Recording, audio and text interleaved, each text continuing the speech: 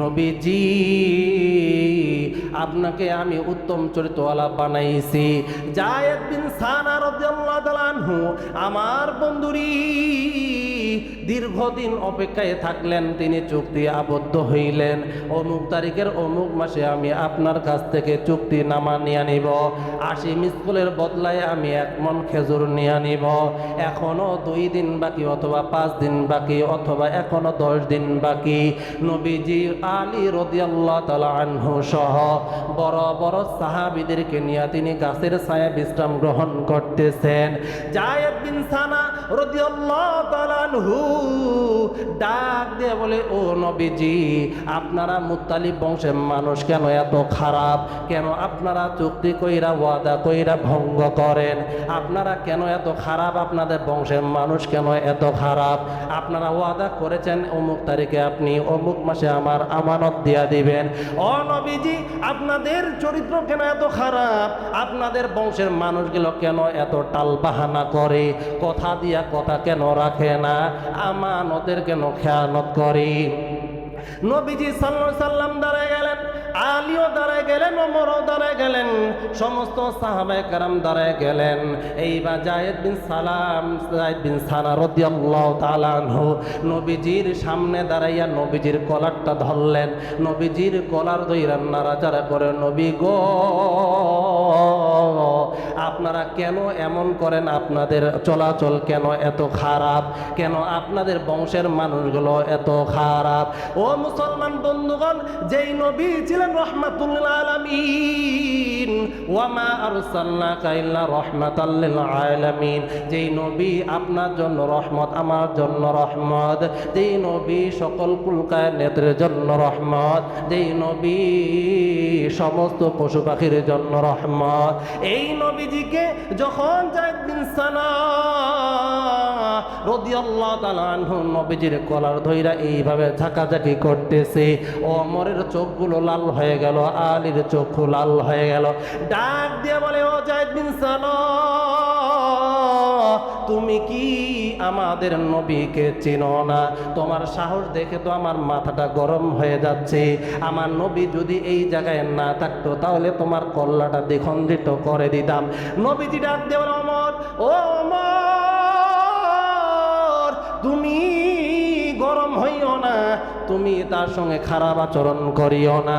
ওমর, সে যেই আচরণ করেছে, যেই ব্যবহার করেছে, এটা তার অনুমতি আছে, এটা তার আখলাকের মধ্যে পড়ে যায়। কারণ আমি যেহেতু তার কাছে ঋণ নিয়েছি, ঋণ পরিশোধ না করার কারণে আমার সাথে খারাপ ব্যবহার করার হুকুম তার রয়েছে। এ ওমর, তুমি তাকে কেন গালি দিলাম? তোমার উত্তম আখলাকের ব্যবস্থা এমন ছিল, তুমি আমাকে বলতে পারতেন, নবী গো, আপনি কেন তার কাছে টাকা নিয়েছেন এখনো পরিশোধ করেন নাই? জলদি করে তার টাকা, তার পাওনা পরিশোধ করে দেন।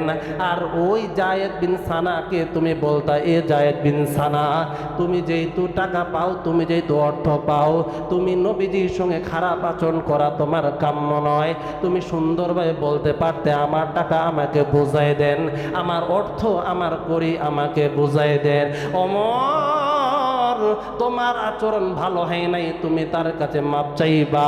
যাও ওমর, যাও, আমার বাইতুল মাল থেকে তাকে 1 মণ খেজুর দাও এবং এই খারাপ আচরণের কারণে 2 মণ বেশি খেজুর তাকে বাড়ায় দাও। সুবহানাল্লাহ। মুসলমান বন্ধুগণ, খেয়াল করে শুনবেন, ওমর রাদিয়াল্লাহু তাআলা আনহু যায়েদ বিন সানা রাদিয়াল্লাহু তাআলা নিয়ে তিনি গুটানের মধ্যে গেলেন। তিনি 1 মণ খেজুর ওজন করে তার হাতের মধ্যে দিলেন এবং আরো 2 মণ খেজুর অতিরিক্ত ওজন কইরা তাকে দিয়া দিলেন। যায়েদ বিন সানা রাদিয়াল্লাহু তাআলা ডেকে বলে, ওমর, আপনি কেন আমাকে 2 মণ অতিরিক্ত দিচ্ছেন?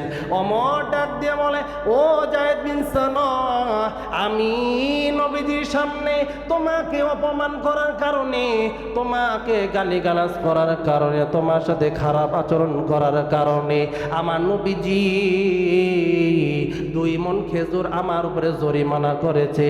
এই জন্য নবীজি 2 মণ খেজুর বাড়াইয়ে দিতে বলছে। যায়েদ বিন সানা রাদিয়াল্লাহু তাআলা আনহু আল্লাহকে ডেকে বলে, আল্লাহ,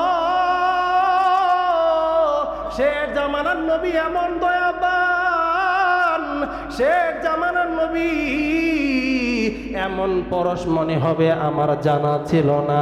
যেই নবীকে গালি দেওয়ার পরে নবীজি আমাকে গালি দেয় নাই, যেই নবীর প্রতি অত্যাচার করার পর নবীজি কোনো প্রতিক্রিয়া জানা নাই, বরং আমাকে অতিরিক্ত 2 মণ খেজুর হাদিয়া দিয়েছে। ওমর, তুমি কি জানো আমি কে? আমি হইলাম যায়েদ বিন সানা, আমি হইলাম ইহুদিদের বড় আলেম।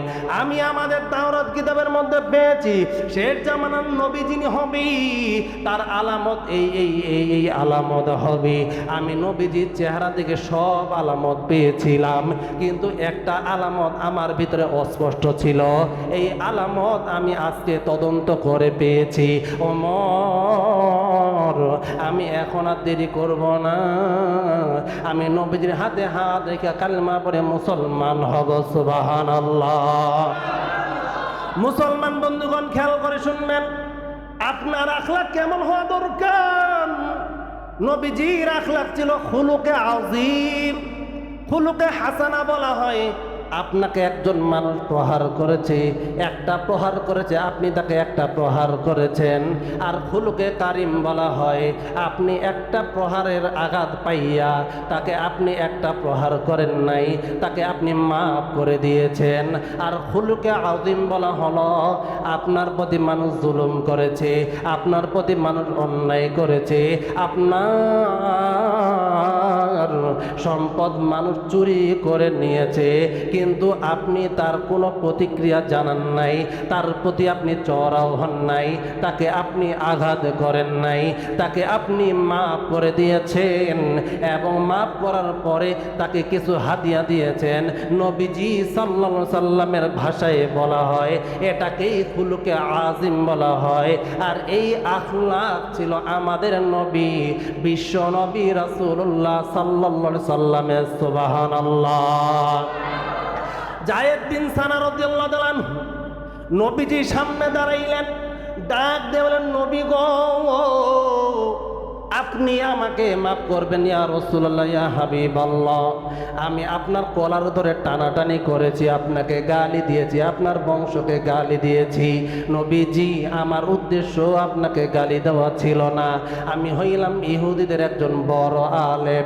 ও নবীজি, আমাদের তাওরাত কিতাবের মধ্যে বহু আলামত পেয়েছি শেষ জামানার নবী যিনি হবেন তিনি হবেন চাঁদের চাইতে সুন্দর, তিনার আখলাক হবে অনেক সুন্দর, তার আচরণ হবে অনেক সুন্দর, তিনি কখনো মানুষের প্রতি জুলুম করবেন না, তিনি কখনো মানুষকে গালি দিবেন না। ও নবীজি, আমি প্রথম দিন যেদিন আপনাকে দেখেছি নবী, ওই দিন আপনার চেহারা দেখা আমি সব আলামত পেয়েছিলাম গো নবী, কিন্তু এই বিষয়টা আমার কাছে সংশয় ছিল। আজকে আমি আপনার কলার ধরে যখন নাড়া দিলাম, এখনো আমার সময় হয় নাই, আরো 4 দিন অথবা 5 দিন পরে আমি সম্পদ পাওয়ার হকদার, কিন্তু সময় হওয়ার আগেই আমি আপনার কাছে টাকা চেয়েছি অথবা আমি খেজুর চেয়েছি। নবী গো, আমি আপনাকে গালিও দিয়েছি, কিন্তু সময় আসার আগে আপনার প্রতি জুলুম করার পরেও আপনি একটা বারের জন্য আমাকে গালি দেন নাই, বরং আমাকে আপনি মাফ করে দিয়েছেন।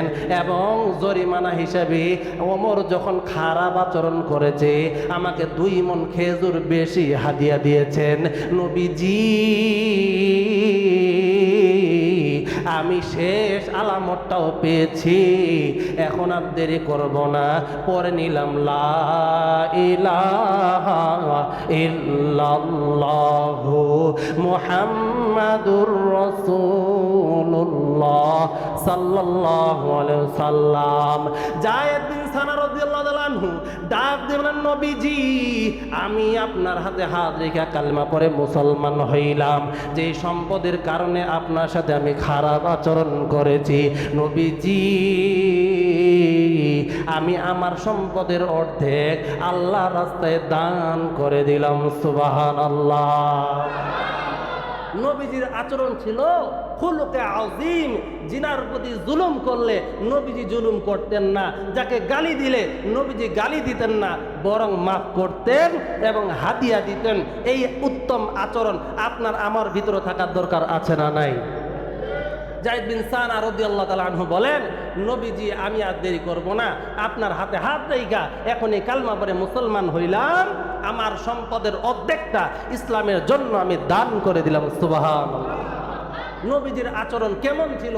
কিতাবের মধ্যে অসংখ্য আয়াত, অসংখ্য ব্যাখ্যা, অসংখ্য হাদিস রয়েছে নবীজির চরিত্রের উপরে, নবীজির উত্তম আখলাকের উপরে। নবীজি সাল্লাল্লাহু আলাইহি সাল্লাম নিজের বাসার মধ্যে মেহমানদারি করাইতেন। একজন কাফের, একজন মুশরিক, একজন বেদুইন নবীজির কাছে আসলেন, নবীজি তাকে মেহমানদারি করাইলেন। মেহমানদারির জন্য তাকে প্রথমে একটা বকরি দুধ দহন করে দিলেন। এই কাফের মানুষটা এক পেয়ালা দুধ, একটা বকরি দুধ খেয়ে ফেললেন।